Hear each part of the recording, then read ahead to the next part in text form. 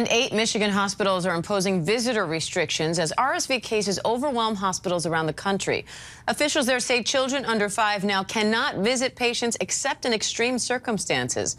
Let's bring in ABC News medical contributor and physician at Stanford Children's Health, Dr. Alok Patel, for more on this.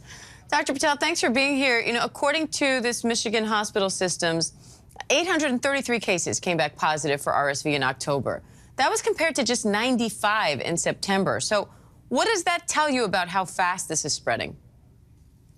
Diane, what it's basically telling us is that we're seeing unprecedented spread in terms of the speed of RSV transmission, and also a lot earlier. Now, the reason underlying is a cause for debate right now, with some people believing that this is due to children's immune systems not seeing RSV earlier over the past 2 years, and a bunch of kids seeing it for the first time right now, versus we don't know why it's happening so fast. But we are seeing in some parts of the country is it is plateauing, but it's still too early to say where this is going to go.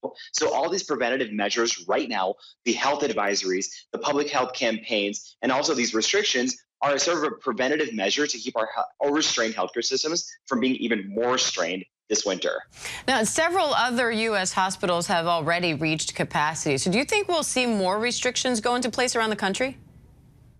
It's certainly possible, and it would be unfortunate, Diane, because I can tell you from experience during the pandemic, when we restrict family members from being able to visit loved ones in the hospital or restrict children, while that may be very beneficial if people are symptomatic, it sometimes pushes people away from actually coming to the hospital. We have to get things like social work involved to figure out what single parents, for example, can do if they have a child who cannot also come to the hospital. So I hope this is viewed on a case-by-case basis. You mentioned in extreme examples, and that it's taken seriously so people know if they have to get their children to the hospital for care, that there is going to be a team there to support them. So parents watching right now, make sure you have those conversations if you're in one of these situations. Now, most people recover from RSV at home without a problem. So when you look at this increase in hospitalizations, is this just there's that much more of the virus spreading, or is it becoming more dangerous?